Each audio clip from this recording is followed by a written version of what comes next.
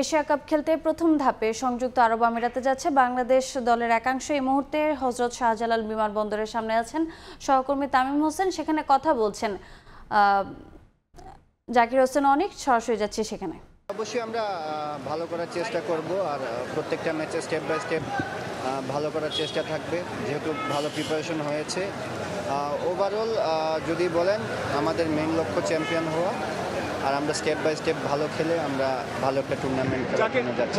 Would আপনার বেশ প্রশংসা করেছে এবং তার সাথে 21 দিনের সেশন ছিল, আসলে সব মিলে কোনো পরিবর্তন দেখেছেন নেদারল্যান্ডস সিরিজে বা কতটুকু হেল্প হলো আপনাদের? উড আপনার বেশ প্রশংসা করেছে, 21 দিনের একটা সেশন ছিল, কতটুকু উপকৃত হয়েছেন তার থেকে নেদারল্যান্ডস সিরিজে তো দেখেছেন আসলে? না, ভালো।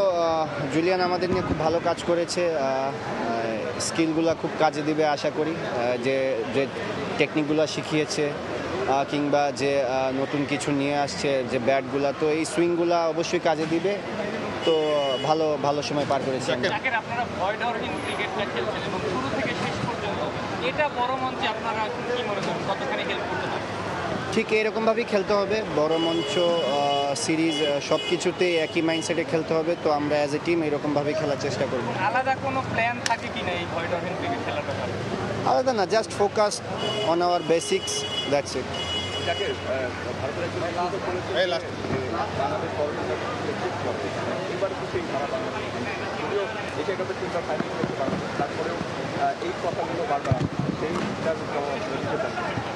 কাউকে জবাব দেওয়ার কিছু নাই, আমরা আমাদের ক্রিকেট খেলবো, আমরা আমাদের বেস্ট ক্রিকেট খেলবো।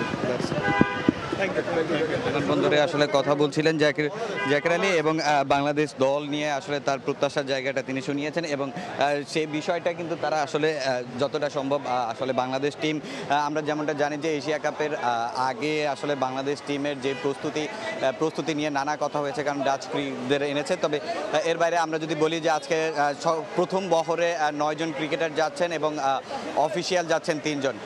তো হযরত শাহজালাল আন্তর্জাতিক বিমানবন্দর থেকে বাংলাদেশ দলের দুবাই যাত্রা নিয়ে এই ছিল আমার কাছে সবশেষ তথ্য।